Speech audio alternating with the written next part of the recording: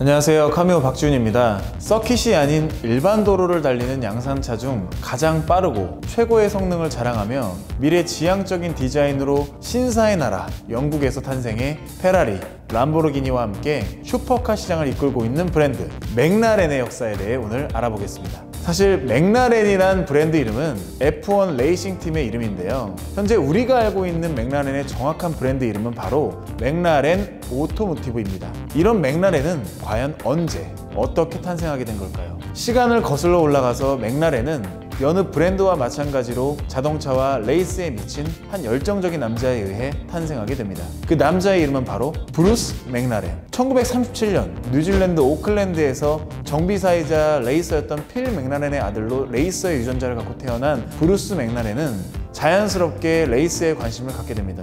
자동차가 빠른 속도로 비포장도로를 달리는 모습과 많은 사람들의 환호로 가득 찬 관중석에서 매일같이 아버지의 경기를 보며 언젠가는 아버지처럼 훌륭한 레이서가 되기로 마음먹게 되죠.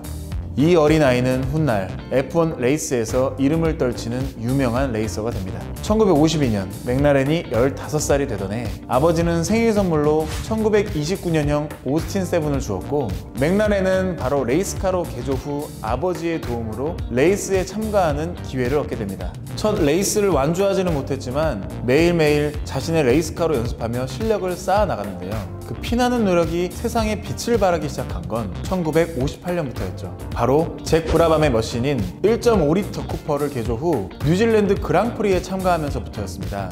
맨 꼴찌에서 출발해 하나 둘 앞차들을 추월하며 순위를 점점 올리더니 결국엔 우승까지 해버리는 정말 말도 안 되는 장면을 보여줬습니다. 신인 레이서는 아니었지만 유명하지 않은 레이서가 꼴찌에서 1위로 올라서며 우승까지 한 모습을 보고 사람들은 경악을 금치 못했는데요. 이런 맥라렌의 가능성을 본 뉴질랜드 그랑프리 관계자들은 F1의 성지라 불리는 유럽 무대에서 F1 레이서로 데뷔할 수 있도록 전폭적인 지원을 해주겠다며 맥라렌을 F1 쿠퍼팀의 레이서로 스카우트해옵니다. 이듬해인 1959년 미국 F1 그랑프리에 참가한 맥라렌은 22세의 나이로 최연소 우승 타이틀을 딴 것을 시작으로 1960년 부에노스아이레스에서 열린 아르헨티나 F1 그랑프리 우승, 모나코, 벨기에, 포르투갈 그랑프리에서 우승과 2위를 기록하는 등 참가하는 모든 F1 레이스에서 최고의 성적을 이어나갔습니다. 하지만 1962년부터는 저조한 성적을 내는데요. 모나코 그랑프리 우승을 마지막으로 5년 동안 쿠퍼팀은 계속해서 순위권 밖으로 밀려나는데, 이에 쿠퍼팀 관계자들은 맥라렌에게 우리는 우승을 원한다며 강력하게 압박을 넣게 됩니다. 이 때문에 마찰이 계속해서 일어났고 부담감으로 인해 순위가 점점 더 떨어지자 맥라렌은 자신만의 레이싱 팀을 만들어야겠다고 결심하게 됩니다. 결국 1965년 8년 동안이나 몸담았던 쿠퍼팀을 떠나 자신의 이름을 딴 F1 레이싱 팀 맥라렌을 출범하죠. 그 후 팀의 리더인 맥라렌과 소속 레이서 데니 흄이 1967년 열린 캐넴 시리즈에서 각각 2회와 3회에 우승을 하고 1969년에는 11번 연속 우승을 하는 대기록을 세우는데, 1966년부터 1974년까지 9년간 계속된 캐넴 시리즈는 거의 맥라렌과 흄의 동무대라고 해도 과언이 아닐 정도였죠. 기쁨도 잠시, 맥라렌 팀에 누구도 예상치 못한 충격적인 사건이 발생하게 됩니다. 1969년 맥라렌은 엔지니어와 팀 감독의 역할을 겸임하면서 새로운 자동차 생산에도 집중하는데요. 왜냐하면 레이스에 한번 참가하기 위해선 막대한 자금이 필요했기 때문에 다른 브랜드와 마찬가지로 레이스카와 비슷한 성능을 가지면서도 일반 도로에서 달릴 수 있는 고성능 양산차를 만들어 팔며 레이스 자금을 마련하기 위해서였죠. 1970년 드디어 프로토타입 양산차 M8D가 나왔고, 성능 테스트를 하기 위해 맥라렌이 직접 운전대를 잡았습니다. 완벽하게 완성되지 않아서인지 설계상에 오류가 있었는지 맥라렌이 운전하던 M8D 차량은 밸런스를 잡지 못하면서 그만 스핀을 돌게 되는데요. 차량이 벽에 충돌하면서 전복되는 사고가 발생하는데, 이 사고로 맥라렌은 사망하게 됩니다. 순식간에 많은 사람들에게 사망 소식이 퍼졌고 33살 젊은 천재 레이서를 떠나보낸 팀 레이스 관계자들은 맥라렌을 기리기 위한 레이스를 개최해 많은 관중들과 함께 맥라렌을 추모했습니다. 팀에서 맥라렌의 비중이 절대적이었던 만큼 그의 사망으로 인한 충격도 컸는데요.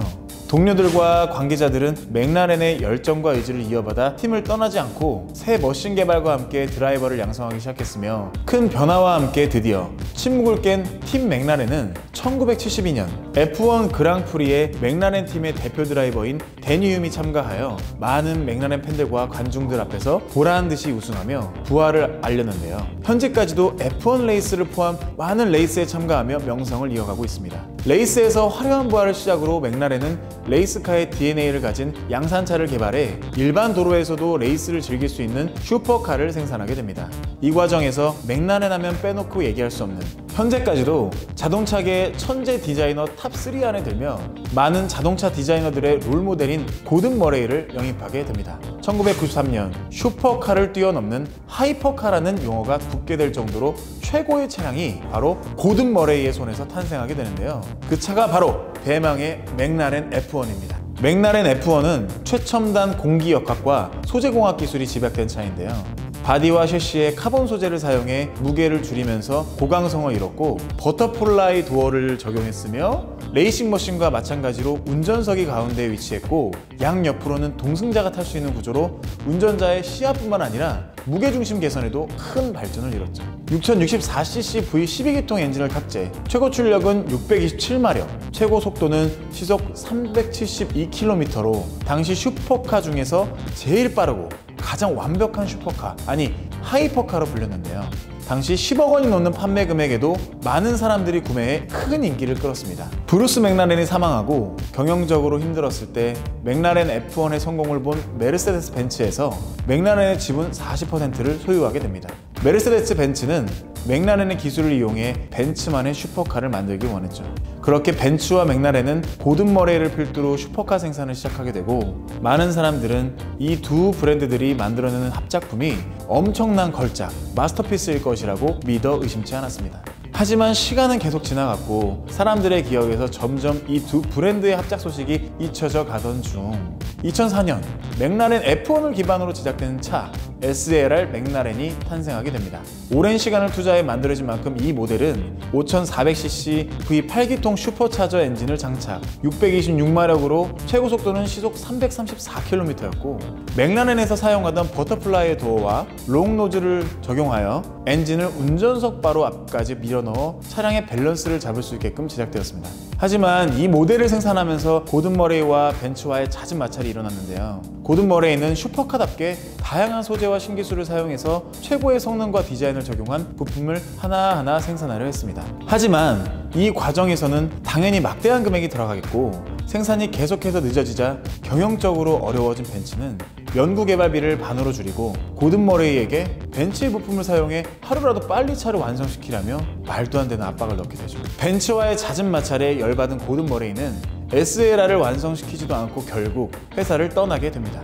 SLR 맥라렌 생산의 중심이었던 고든 머레이가 떠나자 많은 시간과 금액을 투자한 벤츠는 이대로 생산을 멈추게 되면 이도 저도 아닌 꼴만 되기에 어쩔 수 없이 70%만 완성되었던 SLR 맥라렌을 부랴부랴 완성시켜 출시하게 됩니다. 고든 머레이의 손에서 완벽하게 태어나지 못한 SLR 맥라렌은 비싼 금액에도 3,500여 대라는 판매 기록을 세웠지만 사람들로부터 엄청난 호평을 받게 됩니다. 처음 계획했던 것처럼 날렵하고 슈퍼카스러운 디자인과 달리 벤츠의 고급 세단의 둥글둥글한 형태로 제작되었고, 원가 절감으로 인한 장고장과 비싼 수리 비용 때문에 벤츠의 이미지에도 큰 타격을 입게 되죠. 이를 계기로 메르세데스 벤츠와 맥라렌은 결별을 하게 되는데요. 이후 맥라렌은 영국의 맥라렌 테크놀로지 센터를 설립하고 새로운 시작을 하게 됩니다. 2011년부터 맥라렌은 MP4-12C를 시작으로 본격적으로 양산차를 생산하게 되는데, 2014년 라페라리, 포르쉐 918 스파이더와 함께 현재까지 최고의 하이퍼카로 불리며 맥라렌 F1을 뒤를 잇는 맥라렌 P1을 세상에 내놓습니다.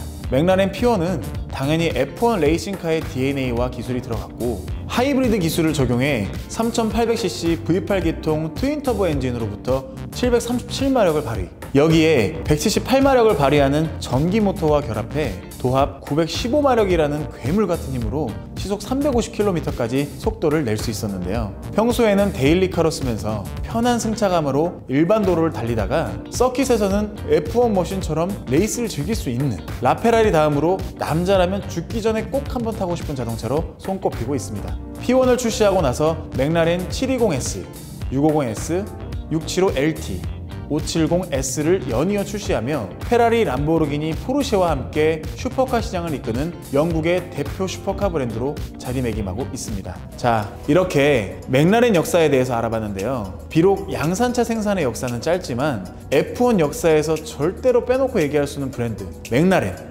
앞으로 더욱더 발전한 맥라렌의 모습을 기대해 보도록 하겠습니다. 오늘 영상 재밌게 보셨으면 좋아요 눌러주시고요. 다음 영상에서는 바다의 신 포세이돈의 삼지창이라 불리는 브랜드에 대해서 알아보려고 합니다. 보고 싶으시다면 구독과 알림 꼭 눌러주세요. 감사합니다. 사실 배고파갖고 제가 지금 맥도날드가 생각나는데 모나코 그랑 다시 할게. 맥라렌에서 사용하던 버터플라이어 도어 다시 할게. 알아. 오케이, 야 뭐 좀 주워 먹고 하자.